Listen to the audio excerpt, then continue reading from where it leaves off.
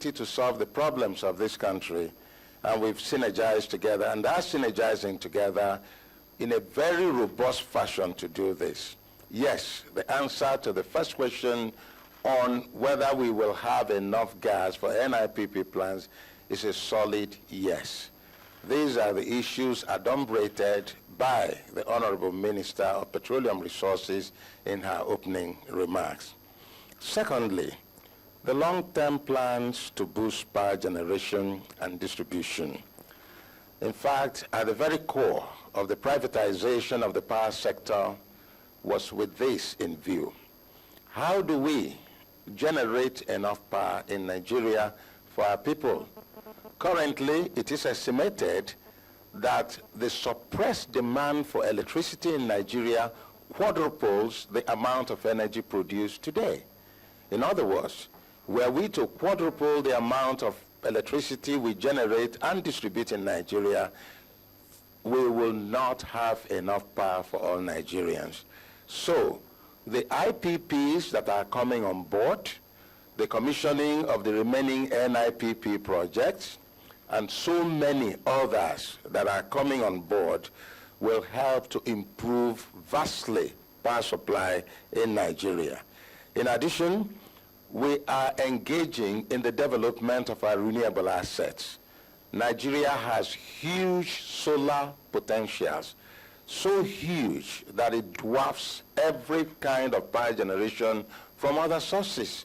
This has not been tapped, but as greenfield solar projects are coming on board, some of them 100 megawatts, 500 megawatts, and the major one 2 times 1,000 megawatts on solar alone. In addition to that, in hydro, Nigeria has huge hydro potentials. Mr. President flagged off on the 28th of May 2013 the Ngieria hydropower plant that will give an additional 700 megawatts of power. And before Independence Day celebration for 2014, it is conceived that Mr. President will also flag off the 3,050 megawatts Mambila hydropower project. Now, when you add these two only from hydros, that almost gives you all that Nigeria is generating today. So all this vision is to ensure that by 2020, we have up to 20,000 megawatts of power. And then, in addition to that, energy will be going to rural areas. The Operation Light Up Rural Nigeria is on course. TCN is also beefing the capacity of the grid, not only expanding, but also improving on the stability and reliability of the grid, whereas the distribution companies that are all now privatized are committed to expanding their facilities. And then finally, we also are building our coal-to-power projects. In fact, the problem with coal is not that we don't have coal, but many people are of the opinion that we might have enough coal to generate a huge portion of Nigeria's electricity. That is not actually the case. But we have enough coal in Nigeria to get us up to 10,000 megawatts eventually. We are working on that. And very shortly, I'll be coming to my sister, the Honorable Minister of Petroleum Resources, to work with us in engaging the NNPC to help us at a discounted rate to do the needed three-dimensional seismic studies to quantify the exact amount of coals we have, because that is the only way we are going to know how much capacity and how many years this coal will last. Thank you very much. Thank you.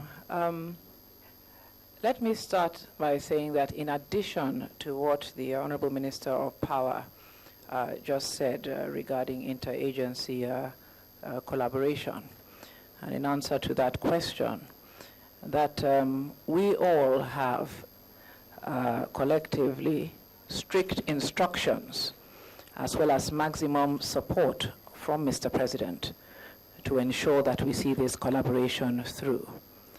And I do think that the government has demonstrated the political willpower to do this, and that therefore we, at the technical end of the matrix, are clearly determined to pursue this cause as aggressively as is possible.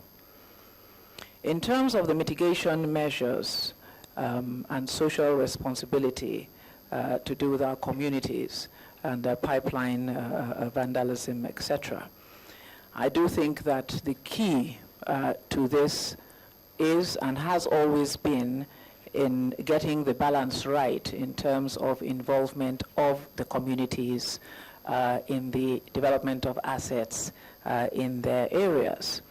Now, we are all aware that there are legal parameters that surround this, in as much as it has been embedded in the Petroleum Industry Bill, which is yet to come through the National Assembly. In the interim, I do feel that the issue of pipeline surveillance itself has to be a collective effort, and we will, at this time, that government has mooted quite a large amount of funds towards pipeline surveillance in all its ramifications, ensure that the communities are involved in the exercise. I think that going further along, ensuring that communities have some form of ownership in acreage that is being developed in their various areas will obviously go a long ways towards cooperation. How that is actually deployed is another matter altogether. In the issue of alternate sources of funding, you have all heard and seen the collaboration that we have struck up with the Central Bank of Nigeria in terms of funding. Of course, there are the areas of PPPs that the government is looking at as well, in terms of quite a number of our gas assets that are planned, and that includes pipeline infrastructure as well as the development of actual gas acreage. At this time, we are also, through the Department of Petroleum Resources, looking at the possibility of available acreage in terms of gas that can be developed and targeted for owners and operators of some of our NIPPs. But of course, a lot of this investment will be contingent and is contingent on the competitive pricing mechanisms, hence the issues we have discussed with you today and that NERC has put forward to you today. In terms of the World Bank guarantees that were mentioned, and I do recall that the gentleman pointed out the lofty ideas on gas supply. I would like to make a correction there. I don't think they are lofty. I think that the ideas and the solutions that have been put forward today are down-to-earth, pragmatic, and prudent solutions. They are also creative solutions, which we intend to continue and continuously bring to the fore because it is the onus of responsibility upon us to ensure that we do put forward the requisite gas supply to power to run our IPPs and to increase the output for all Nigerians and for the benefits of our economy over the next 1, 2, 5, 10, 15 years as we go along. So I do think that what we have done is extremely creative, in some ways unprecedented, but they are down-to-earth solutions that we are looking at. And we will continue to keep you updated on our progress on a monthly basis. The World Bank guarantees have progressed with the Shell and Chevron joint ventures. They are, as we speak, in final negotiations, and they will become effective shortly thereafter. I do believe that as we speak, they are very, very close to taking off. And once they do, we will replicate them across our other supply sources. I think at this juncture, I would really like to call on all Nigerians to rise up and assist the government in helping to mitigate this scourge of vandalism towards our pipelines, both in the power and, of course, petroleum, oil and gas sectors. Government cannot do this on their own alone. These pipelines all run through various communities that crisscross across our dear country. Therefore, if we have the collaboration of our people, it will ensure that to a very large extent we are able to mitigate this scourge. At the same time, I would also like to thank the oil and gas industry for their incredible and unprecedented support to the Victim Support Fund that was launched a couple of days ago under the chairmanship of General T.Y. Danjuma. I think it is quite clear that Nigerian content is working incredibly in this country. The number of oil and gas operators, marketers, and downstream service providers, over 80 in number, that stood up and answered the call to support and assist their countrymen and women who have been affected by the scourge of terrorism in Nigeria was unprecedented.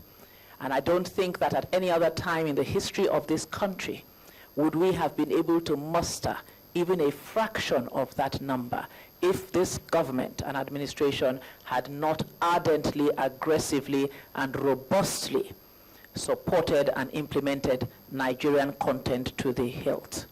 And so I am very grateful to them, and I commend the effort that they put forward for the Victim Support Fund.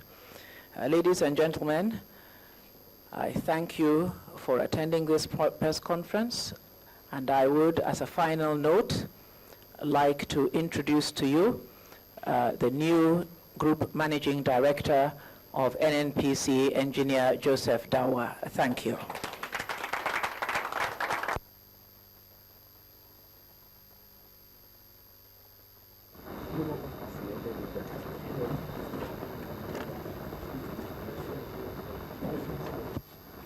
Your Excellencies, distinguished guests, ladies and gentlemen, we thank you for your time, and we thank you for shedding light on the issues that have been raised here today. We also wish to express our sincere gratitude to my colleagues, members of the Fourth Estate of the Realm.